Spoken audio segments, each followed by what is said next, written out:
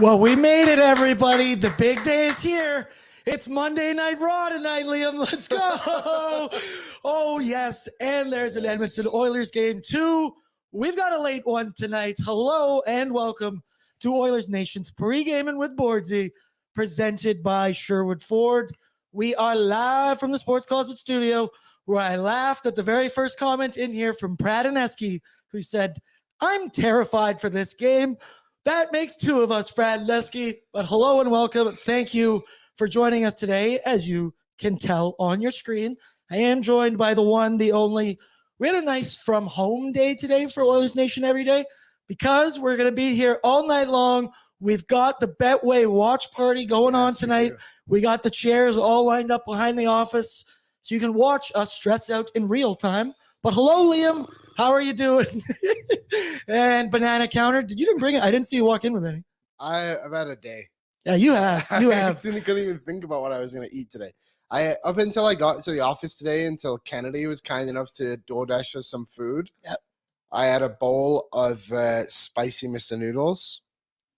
Boy, oh boy. living large, brother. Living large. It was a good day. And also, so this is my second time on pre-gaming, I think.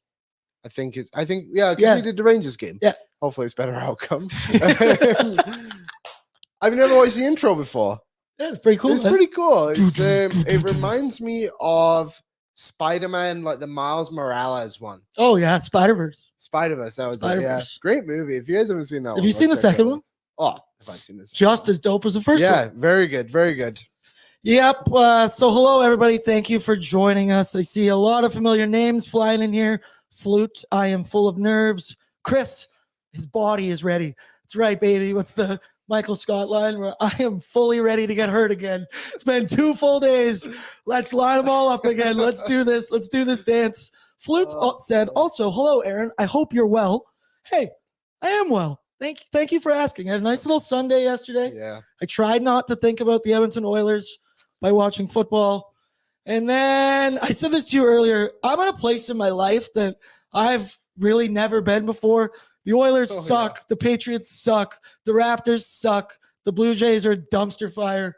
I'm just kind of a broken man these days. I cannot lie. But the championship DVD is going to be so sick this season when it starts with this 10-game stretch. Remember the feeling, people. Liam, how are you doing?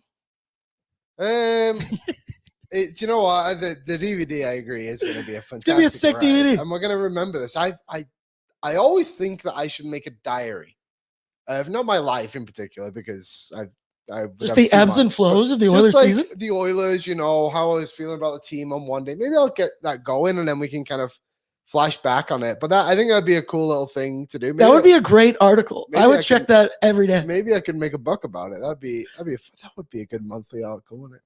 Good idea. But on the Oilers, I was away this weekend. It feels kind of weird to be back at the office when you have a day off. So I was off Friday. I was off in Saskatchewan doing some scouting. So I actually didn't get to watch the game live good. Against Nashville. Good. No, not good. Because I had to watch it after. Yeah, you knew the end result. I knew the result. I knew everything that had happened. I knew the frustration and where it was lying. And I probably could have predicted if someone would have told me the Oilers were going to lose on Saturday before the game started, and I had to make notes of like what was going to happen, I probably could have predicted exactly how that game was going to go. Yeah, that's pretty fair, Liam. It's been a theme. The theme has been that it's been a theme, if that makes sense. So I went around that. I see my buddy Aiden Murphy in here. He said, expect nothing and you'll never be disappointed. Wayne Gretzky, Michael Scott. I love that, Aiden. Aiden also DM'd me this week, and he had a couple questions about Dustin Schwartz, which we're going to get into in just a bit.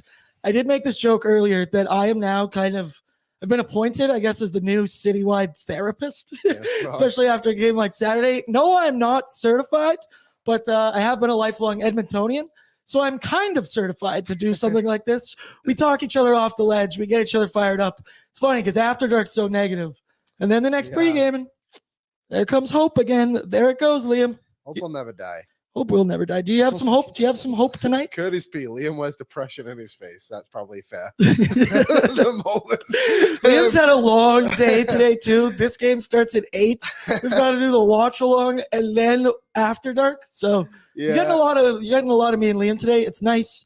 We didn't spend the morning together, so we're still. It's one of those days. Am I optimistic about tonight? I think you kind of need to be, because if you're like, what's the point of being negative, right? Yeah. Like, there's some things, and we love this team. We all love this team. But at the end of the day, we have no dog in the race. We're just a bunch of fans. And I feel like the Oilers obviously are more than capable of pulling out the win against the Vancouver Canucks. They have the skill set. It's just all about what team is going to show up that night for Edmonton. Is it a team that wants to play for longer than the first period? Because the first period has been pretty good to Edmonton all season for the most part. Like, they've actually had pretty good first periods. Obviously, Vancouver was a good one. Wasn't it 1-1 after the first against Nashville, if I believe? They had the lead, whatever it was, right? Like, Calgary, they had a good first period, managed to hold on to that one as well. But it's just like the second and the third period. It's the third period. Really, when the Oilers just absolutely falling apart. And it's just about finding that consistency in your game, keeping the energy level high for 60 minutes. And you know what? Like, it's difficult to do that. We all make it seem like it's like, oh, they got to put together a full 60. You'll be pushed to find a full 60 every night in the NHL. Doesn't happen. It's a difficult thing. You're going to have moments, but the Oilers need to have more positive moments than negative moments. That would be a good start. That'd be a very good start. That'd be a nice place to start that off today. I asked Liam how he is. So, I want to know what's going on in the lives of you, the viewers. It's always Bordsy this, I'm Chuck that. Yeah. Let me know in the chat how you guys are feeling. Hey, what's going on in your life this week? Who's your generous guy? Sponsored by Crown Royal. Let me know. We gotta bring in the family vibe. I want to know more about you guys. I know I follow a couple of you, so that's always nice to see. I feel like I'm very updated in guys like Lance or Christopher Palmer's lives. But there's been all kinds of crazy takes on the internet after that last game. Boy, did After Dark get some viewership. As once again I say, the worse we do, the better the viewership becomes. It's just kind of how things go.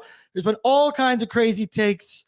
The panic button, Liam, I did press on Saturday officially. I think a lot of fans did. So let me ask you, where now the button's pressed, what's your panic level?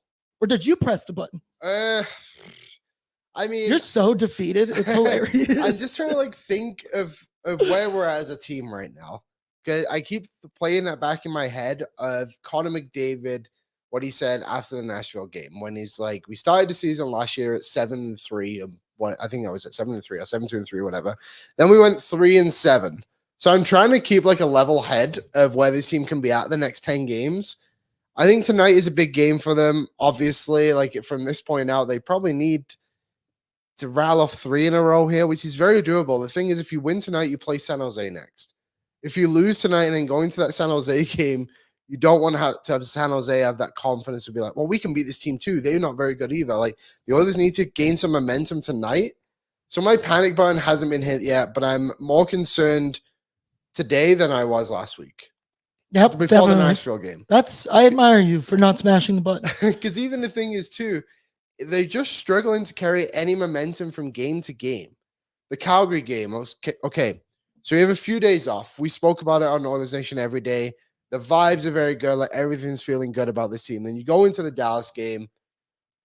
Everything's looking pretty good to start the game. Matt Duchene scores. You always get a goal from Van de Kane. It's 1-1. Then next thing you know, it's 3-1. Big third period from Sam Gagner. Not able to pull anything back. It's okay, but at least you have that in your hands now to take into Nashville. Well, who was it? Don Nurse gets the first goal, whatever it was on the Monday. The second unit power play got a goal. And then all of a sudden, it just all goes to crap. And it's just like, okay, the Oilers just need to find it within themselves to find. I don't even know what they need to find. just something. Just something they can take and just bring it with them from a game-to-game basis and not let it die so quickly. Yeah, that's a very good point, Liam. I like that.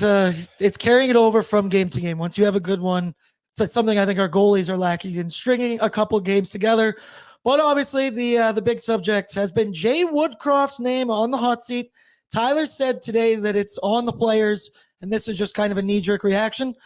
But something's got to change, right? I am not on the Fire Woody train at all right now. It's way too soon this year. Every season's in 10-game increments. Okay, this wasn't a good one. We will check the next one. Like, look at those numbers. Do you remember what it was like here before or the decade of darkness? So I'm not there yet, but I do think it is fair to criticize him. The defensive structure change, if you want to talk about that, the accountability factor that you've been talking about, some of the fairness, the line juggling. It's all fair to criticize him right now, right, Liam?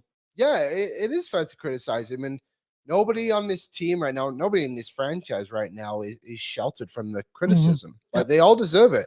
Nobody's been good enough in any aspect from the top of the only one that you can probably give a pass to right now is Jeff Jackson. He's been here for a cup of coffee. Yeah. You know, Holland missed out on decisions. Right now, Woodcroft's missing out on decisions. The players aren't executing. And it's just like, Woodcroft is just a ripple effect in all of this. I would like to see him give more players an opportunity. And I know you wanted to talk about this too, but like, the accountability is something that's bothering me a little bit. I feel like some players are getting away with things when other guys barely have the leash. Like, it's a very short leash for a lot of these players. Broberg, Holloway. Yeah, and it's just like, I get these guys are young, but they shouldn't be punished so heavily for making one error. And granted, I know some of these errors ended up in the net. Hey, send him down for a shift or two. I'm not saying don't, but don't sit him down for the entire game. Like, let the guys play a little bit and work through it. Because that mistake Broberg made against Dallas, it showed me that he had a lot of confidence. He tried something at least. Trying to do something. Horrible execution. The execution at the end, yes, was terrible. Yeah. But he tried to do something. And we have not seen that from Broberg. And we have been wanting to see that from him for a long time now. Seems to finally come. We didn't see him the rest of the game. Yeah, I understand your argument of how do you expect a guy like that to get better. If he's done, you have to fail to do these things to get good. And then once you fail, you immediately get smacked, sat down, nothing happens. But I love that we're already getting into this before we even get into the lineup. We were talking about this before. For me, it's like you bring up the accountability and the fairness thing. Maybe it's just the word choice of fair when I hear it, because I don't give a crap about fair in the NHL. It's a results-based business. If you mess one up that bad, you deserve to get sat down. Now I understand your point of just a couple shifts, maybe not the rest of the game. I like that, but once again, if it's the difference of Broberg messing up compared to Bouchard messing up, I can sit Broberg down for the rest of the game because he doesn't really offer anywhere else aspect in the lineup. You're not going to sit down Evan Bouchard on the power play. If you did, that might be a very strong message. Right now, it's tough to do that because we can't score 5-on-5. Yep. So you want power play goals. So your hands are kind of tied if you're Jay Woodcroft there. Definitely. And that's more for Bouchard specifically. Yeah. And there is obviously some players who are going to help you win hockey games more than others. I just think it's got to be fair. And I know this isn't like house league, pee-wee, whatever level we want to play at here. But guys look at that. And I think it gives a bit more of a bond when you know that, like, hypothetically, 97 makes a mistake. He's going to take it the same way that 55 would take it. And it's like, there's certain moments. If you're down late in a game, obviously, you're not going to just celebrate, okay, Evan Bouchard, you're out. But it's like, Bouchard's mistakes don't happen all just in the third period. They happen throughout, too. Not to pick on him. He's just a recent example. Yep, very fair. We'll put a pin in that, and then we'll hit that. That's going to be a conversation all year long. But like I said, it's a fully loaded day of content here today at Oilers Nation. We had Oilers Nation every day, real life, pre-gaming right now, live watch along with Betway for the whole game, then Oilers Nation After Dark. I'm very excited to do this watch along. I'm excited to do these more too. I've never really done one of these before. I said I'm going to have to try and hold back on the cursing and maybe usual nail biting I do. I never watched myself watch a game, so I'm a little curious to see how this is going to go. Yeah, they're fun. We did a couple with the 90th minute when Canada was playing in the World Cup, and they're good. And if obviously you watch them right now, join us throughout too. You don't even have to stick with us the entire time. Pop in and out. We'll be in there in intermissions and we can talk there. It'll be a bit like a bit of an intermission show too. I like Tyler Mulick said, I refreshed my email a couple more times. Still note in there for tonight. You got the right email. Dude, no, I sent it via carrier pigeon. It should get there in 3 to 4 business days. Sorry, Tyler Mulick. What did Lance Kane? I see divorced dad, and I know he's chirping me. Bordsy went from divorced dad one day to 40s and kickflips outside Avenue Theater the next. The dude's fashion has depth.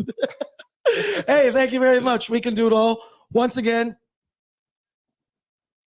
Shout out to my buddy with Unparalleled is the company. I'll try and throw it in the chat. I'll throw it in during the live stream for sure. Shout out to these sick hats. If you want to go get one, get on the website. Support the boys. Support your city. It's a good time. So we're playing the Canucks. Wow, we've already gone 15 minutes of just this. Look at us going. Let's get into this a little bit quicker. One thing I wanted to make my final point for the opening. The NHL season, everybody says it. Jay Rosehill today on Leafs Morning Take said it. It's all split up into 10-game segments. So for me, time to turn the page and let's start another 10-game run. Let's string a couple wins together. This is the past. We're in the present now. So let's get it going. Also, one more positive, Liam. Actually, all three of us in the room. Patrick's here too. Pat, just say hi. Hey, there he is. It's funny. All three of us has produced Dropping the Gloves before. Yes. And if there's one positive, I did see today. The theme song? John Scott, John Scott said the Oilers are done and won't make the playoffs. So get your bets in now, people. They are going to make the playoffs. John Scott leads the league in bad takes. I had to make that clip. Yeah, you did. It hurt me. Last year he had one that said Darnell Nurse should win the Norris Trophy. John's always full of takes. John's all over the place. He's full of it's entertaining. It's very entertaining podcast. Get it going if you like it. But okay, for me, let's get into the Sherwood Ford Giants storyline. And today, for me, every single person is on the hot seat right now. Not just Jay Woodcroft. Everybody on this roster is under a microscope right now. That obviously includes the head coach. That includes the goalie coach. We're even talking about GM firings today. I don't know what it needs to be. That's above my pay grade. But the definition of insanity is trying the same thing over and over and expecting different results. Something's got to give here. Maybe it's an effort thing. Maybe it's a fight. It is panic time. It's already been pressed. It's the hot seat tonight, Liam. What is your Sherwood Ford Giants storyline? My Sherwood Ford Giants storyline is the goaltending. Mm-hmm. I think we're getting Stuart Skinner tonight, correct? Yep. Skinner's been good, but we need him to be better. He has like an 861 save percentage this year, and I think he's been better than the numbers he's been show. So much better than the numbers show, and he's just not getting that crucial save that his team needs right now. We saw it last game when Matt Duchene scored. We saw it against Winnipeg when he came out to basically the red lines play a puck, and it's just moments like that Skinner needs to get out of his game because we've seen it from him. Unfortunately, we've not seen it from Campbell enough this season. And for me, it's time for Skinner to grab this crease and run with it for as long as he can because, unfortunately, Jack Campbell cannot be trusted. Nope. Stuart Skinner, we all believe in Skinner still. I don't think anyone's particularly angry with him at the moment. You could even say that Rangers game was only 3-0 because of him. So that's my storyline. A big performance from Stuart Skinner. They need him so bad. Pat, you got any storyline? Anything we haven't discussed? I'm going to maybe go with starting simple. And let's just start with the first period. Let's win the first period. My dad always taught me that growing up. He was always my coach. One at a time. Just like you said, splitting the games up into 10 segments. Split this game up. Win the first period. Then you can worry about winning the second period. And if you can win 2 periods, you should win the game. So I love that. I love that, Patrick. Let's get you in the locker room right now. I got me fired up right there. That's so simple. But, yeah, okay. The Oilers lineup report is presented by Sherwood Ford, the Giants, Dealer Raiders 2023 Dealer of the Year, and 23 Consumer Satisfaction Award winner. It is also brought to you by the partnership they've created. Where, Liam? Sherwood Park. That's right. Of Sherwood Park. Sherwood Ford and Sherwood Power Sports and Marine. Boom. Coming together to create something awesome. You see it above me there. They used to be known as Free Spirit and Marine and Power Sports. Since 1985. I think I screwed that up. Free Spirit Marine and Power Sports. They're teaming up with the folks at Sherwood Ford, creating an awesome, awesome building inside Sherwood Park. Brand new state-of-the-art facility by Millennium Place. Go check it out. It'll be open in February 24. And we're going to be doing lots of fun content down there, especially with that 91,000-liter pool that we've talked about enough, Liam. We've talked about that enough. Let's get into it here with the Oilers lineup. Once again, always projected, but we're pretty sure from what we saw today. Check it out, people. Damn. If you see it, I threw it up today on Oilers Nation every day. The jerseys are changed. Liam, the Heritage Classic didn't turn around. 89 likes and Sam Gagne didn't change it. Connor getting dental work didn't change it. But these blue jerseys from Daily Faceoff are a great sign. Top line of Zach Hyman, Connor McDavid, and Leon Draisaitl, followed by Evander Kane, Ryan Nugent Hopkins with Sam Gagne. I love seeing 89 in the top 6.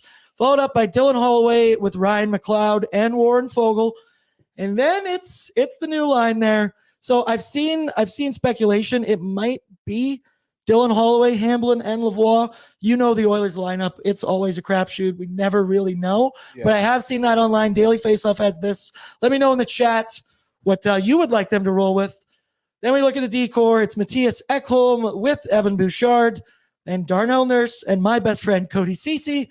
Then my real best friend Brett Kulak and Vincent Desharnais. Woody Liam once again is stacking the top line with Dry, McD, and Hyman. There's been lots of discussion about the health of Connor McDavid lately. He's clearly trying to play through something, in my opinion, right? Please tell me this isn't just what he is, right? He's got to be injured. Look, I mean, I think it's with any person. If you hurt something, there's always a point where you get healthy, but then there's a little bit after where you're still laboring from it a little bit, right? And I'm sure playing in the NHL is no different for these people. So, yeah, I bet Connor McDavid's still feeling after a couple of shifts, and he'll get better at some point. But for now, that's my speculation of why maybe they are still playing together. To hide him? So, yeah, just to help him out a little bit. And, like, he's obviously an elite player. He's a superstar player. But, yeah, I would say he's probably still hurt slightly, assuming. Yeah, that's pretty fair with that. Another guy, same, who just hasn't looked like his regular old self. I like that thing about Connor McDavid there, that you have to remind that he is human. Yeah. Sometimes I choose to believe he's like Wolverine and just has adamantium running through his bones. He is, in fact, human. He is a normal person. But speaking of other, I don't think of as normal people, is Leon Draisaitl. He hasn't really looked like his regular old self lately. Now, are we just chalking this up to one of those couple game runs every year where Liam, sorry, not you, you're always dialed in, where Leon just kind of looks dejected and, uninterested. You know what I'm talking about right there? Yeah, or is this a legit problem? I think he's just in a slump. Yeah. Like, I think there's moments where he's like pretty engaged on things, but it was that game against Dallas for me was the tip of it all, right? Where he went to hit that one-timer and just missed completely. Like, that never happens. He usually gets something on it, but he whiffed on that thing hard. And I think that was just a good example of where the Oilers were at that point as well, So he's just not there. And you know what? Like, the more and more I've thought about these two being together, I think they need each other now more than they've ever needed each other. Like, McDavid's obviously slightly hurt, and Draisaitl couldn't hit a barn door at the moment. So hopefully tonight's the night. Like, they need those two to score, especially Draisaitl. Yeah, it's pretty funny to look at that lineup, and that I, right now at least, have more confidence in 91 and 89 than 27 or 29 and 97. See, I'm rattled. I can't remember what numbers they have. But Kane, RNH, Gagne is a line that I got zero problems with. Kane has arguably been our best player all season. Gagne has given us something to be happy about this season, so he's definitely in my good books. But for me, Liam, RNH, the Nuge, he hasn't really looked like, he hasn't looked awful by any stretch, but he hasn't really looked like the RNH of last year. Would you agree? Oh, definitely. He's definitely not as good at center as he is on the wing offensively. He's obviously a good centerman and a reliable player in that point, but he's just not a driver of the play. And that's where he's struggling at the moment. He's a guy that really needs to find the back of the net too, or just something productive offensively would go a long way for him. Eventually, I'm sure we'll see him back on the wing at some point once his team evidently gets healthier. What have they got there? They've got Hamlin, Lavoie, Gagne have all come up from Bakersfield this year, right? And then you have a rookie Dylan Holloway. Slim pickings right now for the Oilers. Slim pickings. The fact that like Fogel's on the third line to give some offense is troubling. Yeah, it really is. I made the joke last time that, you're looking for production, so you throw Warren Fogle on there. I love you, Fogs. It's just a joke. It's just a joke. But lots of discussion about the bottom six in Edmonton because they simply just have not been good enough. It's all hands on deck because I see three very young players on that roster that I did not expect to be seeing at game 11 of the season, Liam. What can we expect from the kid line? I think I read that they're running the kid line together. I know this graphic says differently. Yeah. We'll see what happens, but I hope we see a couple shifts. What can we expect from that? Energy? Truculence? pugnacity or whatever. Clark says. Pugnacity. Yep.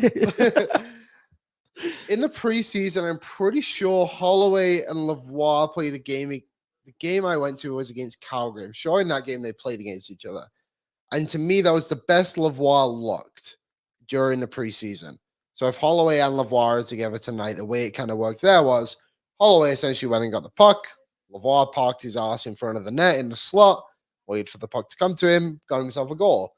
Will we see that again tonight? Hopefully. Obviously, the regular season is a lot different to what it was that night with the Calgary Wranglers essentially in town and Nikita Zadorov, the only Flame, I think, who was active at that point. So that's what I'm expecting. James Hamlin, I think you're going to get a good work ethic from. I said it on Oilers Nation every day today. He's a quad A player. I like him. I think he's a good guy to kind of open down your lineup. Not similar players, but similar in the sense of the way their careers will probably go. Probably a Brad Malone. Guy who's a really good American League player. Got to see. Yeah, he can come in and do a shift or two for you in the NHL as well. Still obviously young. I think he's like 26, and he's had a hell of a career to get to this point. Like, what a journey for him. So that's what I'm expecting from those guys. A good work ethic, but scoring ability. Maybe not so much Holloway at the moment, unfortunately, but Lavoie, I think he can bang home some goals. And that's going to be the difference too, is Hamlin and Lavoie have scored points this year. Yep.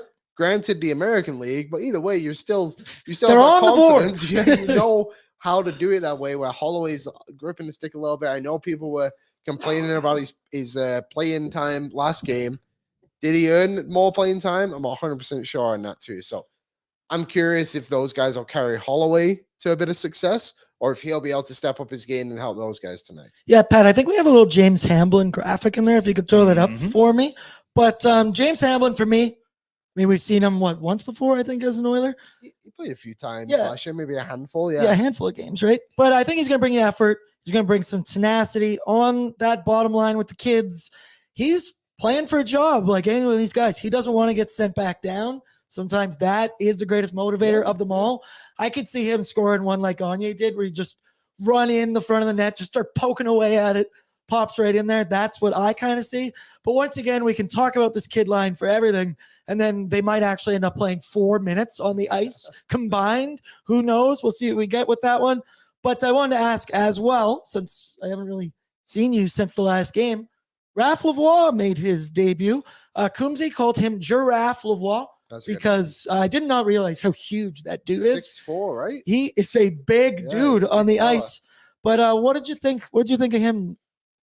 Yeah, I thought looked like a hockey player. I thought he was good. He looked like a guy who can play in the league. Like, yeah, we're gonna see him again tonight. Obviously, he needs to show he can do it on night-to-night basis and just be something out there. Give a positive impact on the game. That's all I need from Raphael Lavoie right now. Get his feet wet in the league, then the points will come. He's a guy that really flows his game off his confidence levels. We saw it in the American League.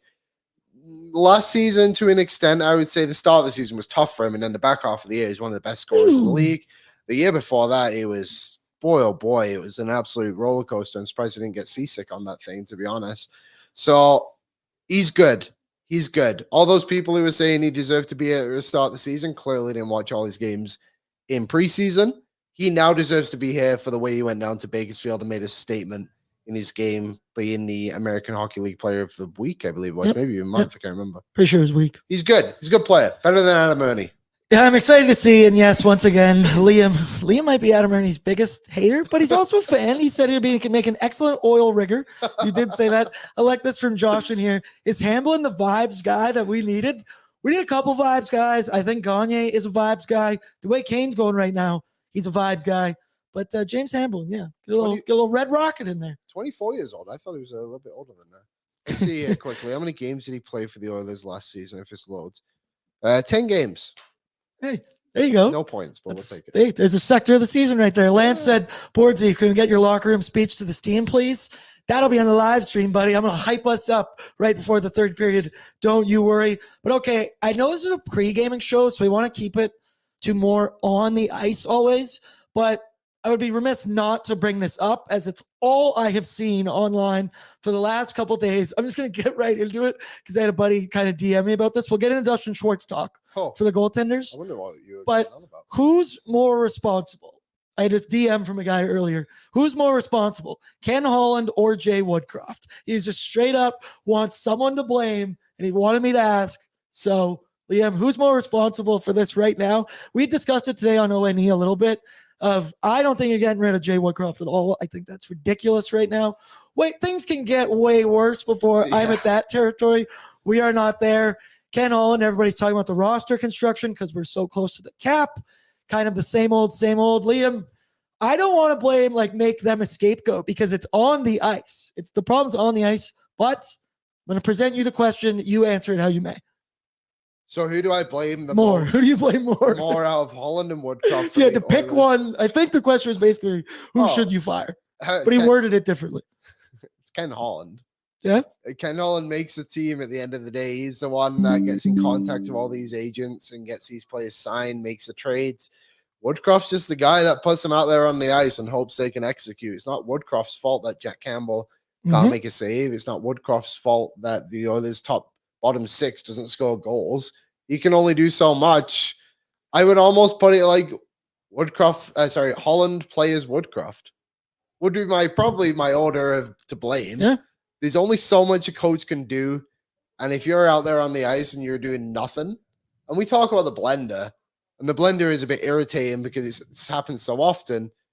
But at the end of the day, that also means that Woodcroft is trying to put guys in different positions to succeed, and they're still not doing it. Yeah, I see a lot of people in here. I think the majority is Ken Holland. Lance Kane said Lance Kane is the problem. Hey. So there you go right there. Davin with a good one. Blame the other teams for beating us. That's fair. That's very fair. They should have went out when they were in Edmonton, not played so well. I'm keeping, I think, more of mine to the players for right now. Coach going to do so much. There is a tough part with Ken Holland because you're so up against the cap that to do anything, to change anything, is going to be very hard. And I think you're going to have to give something up of significance. I just want to say something here. Because go off. This is Waz loves to make clips of me that'll get people going. And he put one out. Get a timestamp. He was 32:40. He put one out there of me today saying how Holland should be fired over Woodcroft. I saw that. And that wasn't me necessarily saying that Holland should be fired today. I'm just saying that should be the process if they go through it. And a lot of people commented back saying, Holland has got us to this point. Like, if it wasn't for Holland, where would we be? Hey, I totally agree. I think Ken Holland has done a very good job building his team to where it is. But I think last summer they hit a bit of a roadblock. Your biggest signing the entire time needed to be a goaltender. And he failed. He got lucky that Stuart Skinner became a good goalie. He got very lucky. He didn't draft Stuart Skinner, I don't believe. Skinner was here beforehand. We needed Holland to get a goalie. Kemper signed. Ville Husso was traded to Detroit. Even the year before that, we were all upset that Mike Smith came back. Granted, again, that worked. But he probably shouldn't have for a 38-year-old goalie. So he escaped it once, and I think eventually now it's just caught up to Holland, and it's his own fault. And I think there's, again, a lot of good pieces on this team. We can sit here all day until we're blue in the face and talk about how some people think Connor Brown should be waived. Every single one of us wanted that signing on July 1st last season because it's the only player the Oilers could afford. Everybody was happy with Evander Kane. Everyone was bummed when he said he wasn't going to come back. Brett Kulak was another one. Cody Ceci when he came. Well, mixed reviews, but I was happy. I wanted that. I was a believer. And he was good. Yeah. Ceci has been good. Holland's done a good job. But sometimes it's okay to have a change of face around the town, have fresh ideas come through your system, and see what happens. I don't think Holland's getting fired anytime soon. No, I think we're in this one for the long haul. I mean, depends how that Thursday game against San Jose goes. That'll be a good check-in point right there for where the Oilers' panic button is at. But Tyler Mulick said our belief in this team is who is at fault. So it's every one of us in here. Dacky, great one. I want to bring this up. This will be my last thing on the Oilers lineup. I blame the new system and also Hunter. It's not about Hunter. We've also talked about him enough today. But the new system, the new defensive system. Liam, you're a scout. You're a hockey guy. You bleed it. You bleed green for the crew. Do you think we should go back to the old defensive system? The viewers keep asking the question every day. That is simply above my pay grade. I defer to you, my friend. Well, I don't really have a good answer. I don't. There you have it. I don't know if they should. But today on the DFO rundown, Jason Gregor brought up a very good point. Now, obviously, Jason Gregor is someone who's at these practices all the time. And there's analytic numbers out there that us public people don't see. There's private things, I believe, for whatever, the NHL, whoever it may be, right? And the Oilers get beat on the rush chances often. And to me, that's a neutral zone thing, right? Like in transition and everything like that. Gregor was saying they don't practice anything in the neutral zone.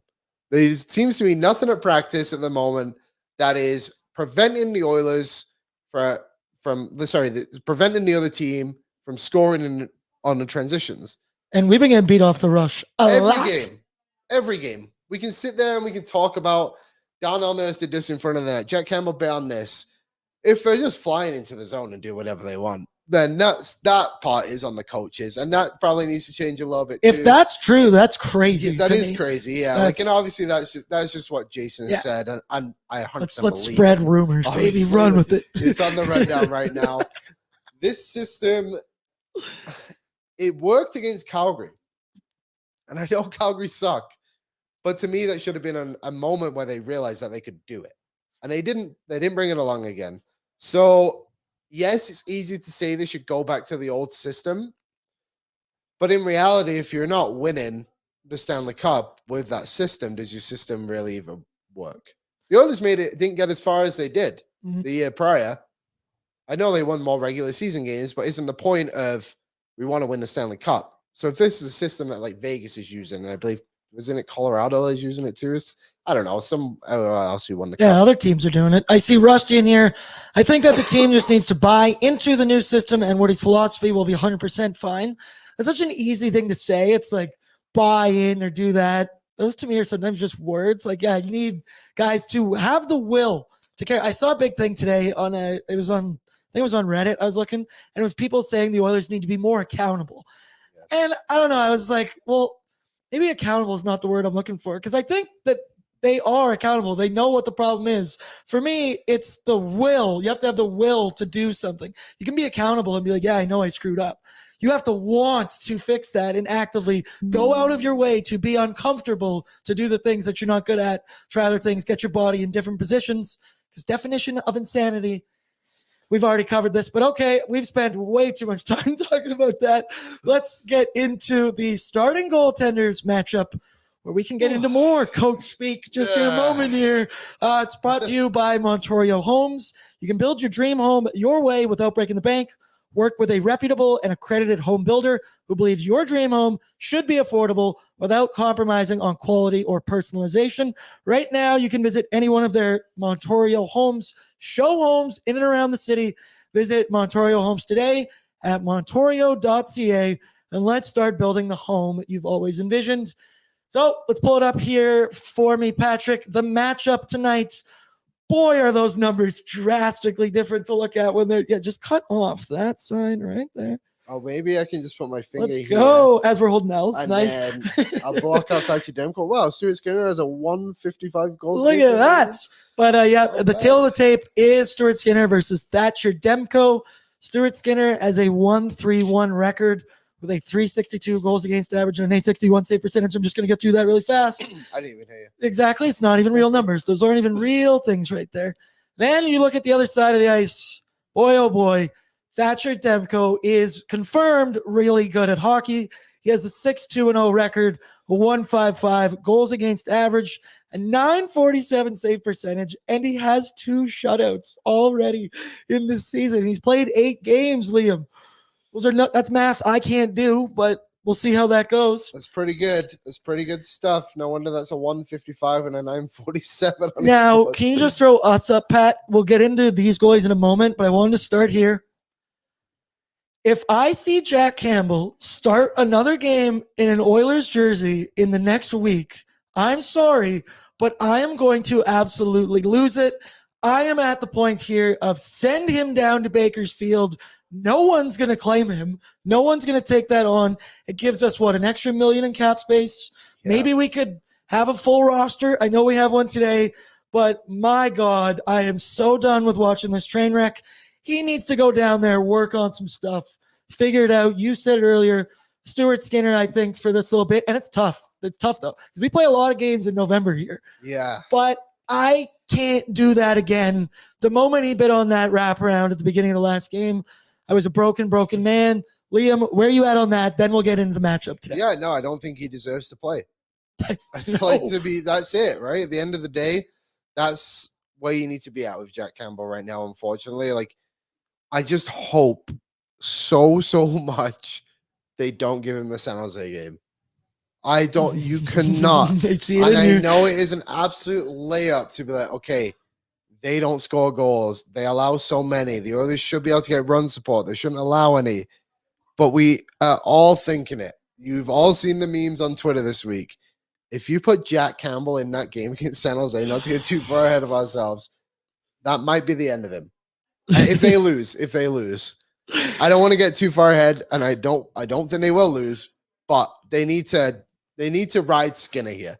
He is the important piece in all he's this. 1A. Because he can. No, he's one. We covered this. He is one. Yeah. There's no more 1A, 1B in Edmonton. It is one and Jack Campbell. other guy. They got to ride Skinner. That's it. That's the end of the story. Yep, final buzzer. Pretty sure waived Campbell has to be considered. Dacky. Campbell will be in net for our 9-7 loss to San Jose, though, Aaron. Lol. And then Davin, because I said I'm gonna lose it. He says, "Watch out, everyone! He's gonna lose it because he thinks he's gonna see another start." Okay, that's enough on that. I gotta squeeze some things in here. Wow, we're getting distracted. Tonight's matchup: Thatcher Demko, Stuart Skinner. Stuart Skinner hasn't had a great season so far. This is where we'll get into our last coach speak thing. It's been all over. I'm seeing it everywhere. It's so polarizing. Dustin Schwartz, hot seat. A ton of Oiler fans want him gone. I feel like that's been a debate for the last, I don't even know how many years. Somehow every year we keep starting it with him. Is this his fault, or Oilers fans just looking for a scapegoat like usual? We've always had goaltending issues for as long as I can really remember, for quite some time. And I laughed today because I said to my buddy, I miss Cam Talbot, and I miss him a lot. Liam, Dustin Schwartz, where you at? Blame meter.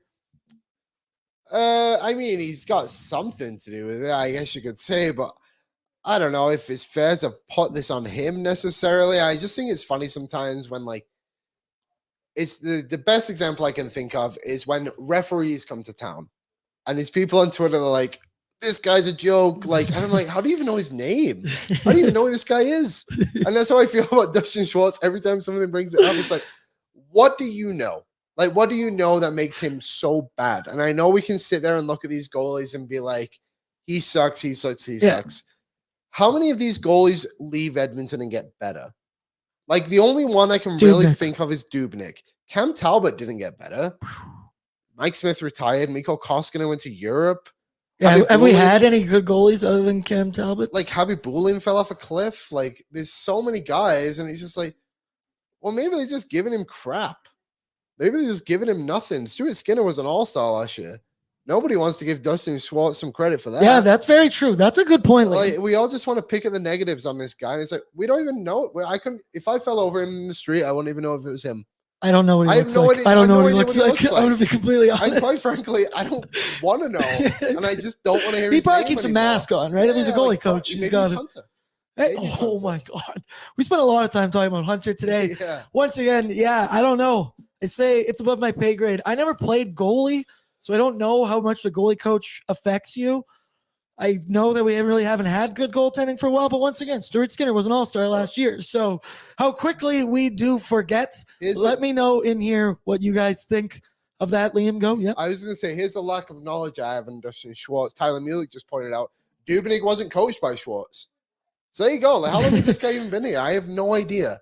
Should I know? Hey, should I have this information? Make a poll, Pat, and ask if they want Schwartz axed or I don't know. You figure out the wording right there. I didn't deliver that very well. Continuing quickly here, Thatcher Demko in net for the Vancouver Canucks. He was Frank Saravalli's Vezina pick for a reason. Frank is clearly an insider for a reason. He's been fantastic to start this year, Liam. There's no other word. Who is that, sorry? Thatcher Demko. Yes, sorry. I was distracted by some things in there. Thatcher Demko is a Vezina caliber goaltender and is a guy you can rely upon every single night. I would love to have someone like that in Edmonton. It's like we said on I was going to call it end game every day. if you look at the Mr. Liam, I don't feel so. Yeah. You look at Vancouver, and it's like, okay, you take away the Vancouver, you take away all the names. You have a Vezina caliber goalie, they have a Norris caliber defenseman, and they have a Hart Trophy candidate. Then you put the Vancouver Canucks over it, and everyone's like, "Oh, it's Vancouver. They suck." It's like, no, they're legit, and it's because of Thatcher Demko. He plays a massive part of it. That is hilarious, Patrick. You caught that? You don't get a choice. We're making this choice for you. Okay, new poll in the chat. Let us know. Let him go or keep him. I think I know where this one's going to go because I am on the internet every day, and I do know how to read. And boy, oh boy, I have seen some things on that. Yeah, everybody let me in here. Yep, let him go. 86%, kind of leading the way so far. I can't believe I'm going to say this because it's nuts, but there seems to be no winning with Oilers lately and the other goaltenders we play. Do I even want to back up in? Do I want the starter? Just put someone in front and let's see if we can light them up. Okay, we're going to do this quickly here. Get in the Vancouver Canucks because we still got to get Bordzy's bankroll in, and we got to get this live stream set up before the game gets going. It's nice that it never actually starts on time. Yeah. So maybe we can start not on time as well. But the Vancouver lineup brought to you by Greta. They're the best. They absolutely hook it up. Liam, we just got some VIP crew cards that I left at home and forgot to bring into the office for everybody. I haven't seen it. I got mine on my wallet right here. It is sick. They got the best deals in the world. They hook it up. Greta.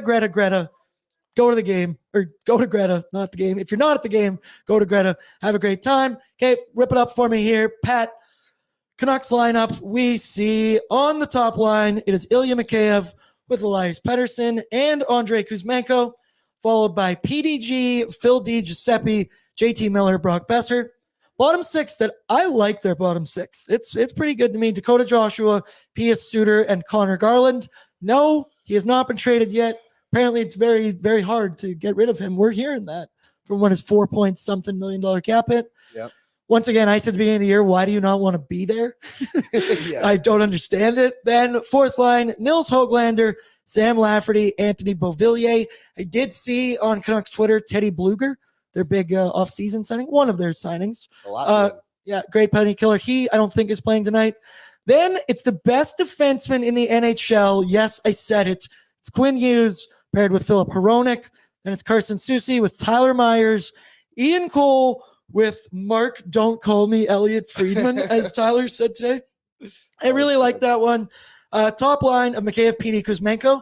I never thought the day would come, but Elias Pettersson is the only MVP candidate playing in this game. I mean, maybe Quinn Hughes is. Maybe they're the team with two, and we are not, Liam. Right now, it sure feels How like that, things doesn't have it? changed, eh? They're a good team. They're the team, for me personally, where I've always felt like they should be better than they are. And now it feels like they're hitting their stride. Are they good as they are projected to be at this point with the amount of points they could still get? Probably not.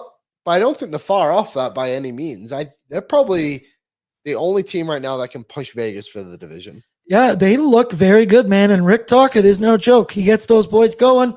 Second line filled with studs. JT Miller has 16 points in 11 games. Elias Pettersson has 20 in 11 games. Brock Besser has 8 goals. But Oiler fans probably already knew that, as we were responsible for half of those. 4, yeah. Yep, that's right. That's pretty nice. Rats. Bottom six, I think, is super consistent with proven NHL players. And when you look at that, their bottom six guys produce 5-on-5. I also was going quick here. I think Hughes and Hronek have become one of the best D pairings in the NHL, whatever wording you want to give it. They're not the best. Quinn Hughes is the best defenseman in the NHL, though. I will stand by that on my soapbox. I said at the beginning of the year he's going to score 20. He currently has 4. Last year he had 7. Chalk that one up for Bordsy right there. Tyler Myers, I think, is the weak spot on the defense, but he's even been playing better. They've added Hronek, Soucy, and Cole in like the last 8-9 months. Yeah. Boy, oh boy, am I jealous. That must be nice. And I think it's so weird to me because I obviously used to produce Canucks Convo every day when they were just poop. But now I'm not doing the show, and they're on an absolutely incredible run. I feel like the jealous ex-girlfriend that's like watching her man find new love and happiness. Verbal meme. It's the SpongeBob one where they're up in the thing looking down. I think it's Mr. Krabs looking at SpongeBob and Patrick. That's how I feel right now. Liam, Tyler today said he thinks they're going to come crashing down to reality at some point. I don't at all. I think they are a playoff team. I had them in the playoffs. They have good goaltending, good defense, arguably some of the best with one of the best, and they have goal scorers. What's not to love? Why would that come crashing down? The shooting percentage is something everyone Yep. will look at, which is like 16% Nerd. or something like that. But at the end of the day, if guys are feeling it within their game and you've got numerous guys feeling it, then if 2 guys drop off, at least you have the 10 other guys who are still rolling and the forward group going. I think they're legit. I don't know if they're a cup contender by any means, but I was just kind of thinking in my head, and as you were like, listing off players they've got recently, like, do you remember when we all laughed at them for making that trade for Horonic? And then we all laughed at them for buying out Oliver Ekman-Larsson. Then we all laughed at them for signing Carson Soucy and Ian Cole and Teddy Bluegren and being like, this is our plans. And now they come into the season and absolutely thump the Oilers 8-1. Like, This is what I mean in the sense of like a new general manager can just give you an identity there because he doesn't have the attachment to people. And that's what Jim Rutherford has gone in and Patrick Colvin. They've gone in and we laughed and we laughed and we laughed from the outsides. Well, I did a lot of laughing last year. That's how you was laughing Live on the now. air. Yeah, it is them and all of us. And they're a real team and they're going to be a tough test for the Oilers tonight. Tyler Mulick, maybe it's Aaron's fault. Lance, sounds like we need to trade Bordsy. Losh, Aaron, get back on that show so they can do worse. Fire Bordsy, hashtag Fire Bordsy in there, trade Bordsy. I love Bordsy, but sacrifices need to be made. Hey, I was still doing the Oilers show, so I won't have to leave these. But yeah, maybe I do. It's the best way to sabotage is from the inside. Chris Faber's now part of that team. I've got to sabotage him. It's a domino effect. It all starts going. Okay, that's that. Anything else? Oh, David Quadrelli. If we win this game tonight, people, I want you to tweet at David, not a Canucks fan, Quadrelli. That, if you remember, he came on Oilersnation every day, said he's not a Canucks fan. Yeah. Now they've gone off on this run. He tweets me every night, coming at me, rubbing it in my face. Not a fan. I don't even know what to tweet at him. Just tweet something. Just something mean. If you can Not too mean. just Not too tweet mean. like an Edmonton Oilers gif at him or something like that. Yeah. I don't even know what one's out there. Just find Vincent one. Desharnais' mean-looking face. Yeah, Just give me some of that. But okay, that's that for the Vancouver Canucks. It's going to be a good game. It's going to be a late one tonight. But you know that means it's time for a quick Bordsy's Bankroll, Pat. We're going to get this in here quick. Betway, 19 plus. Please play responsibly. We love Betway. They're the best. Betway. Get your bets in. I got to go quick because I got to get this. Pat, throw me up the stats, please. So the starter tonight, Stuart Skinner, enters the game with a 3.63 GAA and an 8.61 save percentage. The Oilers and Canucks have hit over 6.5 goals in 4 of the last 5 games between the two teams. Then it's Connor McDavid, and he has 23 goals in 39 career games against the Canucks. McDavid has potted 6 goals in his last 5 games against Vancouver. And it's Bouchard. Look at that beard on Bouch on that photo right there. Grizzled. Old man Bouch. Bouchard is averaging 3.8 shots on goal over his last 6 games. Bouch has also hit over 2.5 shots on goal in 5 of those last 6. So, okay, without further ado, Pat, Bordsy's Bankroll, everybody. He's going to throw it in the chat. We're going to get a quick vote. Need you to all slam it in there because I am really putting it to the last minute. These things close at when it hits double zeros, so I got to get it in before 59. Your first choice is both teams over 6.5 goals. That is currently at minus 165. Then it's a McDavid anytime goal at plus 105. Then it's Bouchard at over 2.5 shots. I really like that Pat grabbed a photo of Thatcher Demko for the over 6.5 goals. I had to. Because we said, I don't want to throw Jack Campbell or Stuart Skinner in there. Liam, which one jumps out to you? I mean, I had a little motto for myself last season. Not really a motto. It was a bit too long. But McDavid's plus money, you hit. McDavid's plus money, I like so that. I'll hit. There you go. Okay, so there you go. That looks like currently the chat agrees with you. So they have 50% of the vote. Pat, what are you thinking?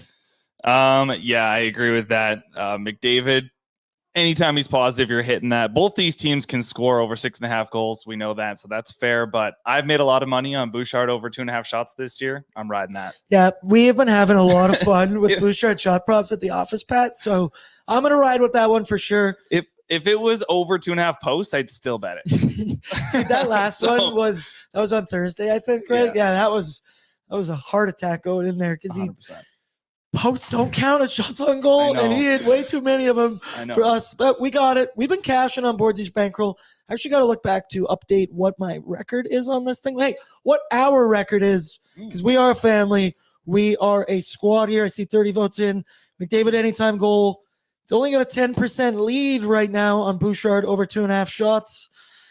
What else has been happening in the world right now of hockey? There's a bunch of games. Toronto just came back and won. Holy cow, I'm looking at that right now. They won 6-5 in overtime? Yeah, they were down 4-1 after the first period, and they won 6-5. Oh, if the Oilers don't win tonight, I'm going to be so bummed out doing Leafs Morning Take tomorrow. That's been the one, and their season isn't even nearly as bad as ours. No. And they're freaking out. They were talking about firing Sheldon Keefe today for like 15 minutes. I was just rolling my eyes on the producer's desk. Like, you guys don't even know real pain, okay? Yeah. But let's end the poll here, Pat, because, everybody, we got to exit just a little bit early because also on the Oilers Nation YouTube is going to be our Betway live watch along. Who we got in the office today? We've got you, me, Pat. Dupree. You, me, and Dupree. That really threw me off. Kennedy and Brett. Kennedy and Brett, and Waz is in the house Waz, right now. So you will get lots of Waz. We're going to be having a good time.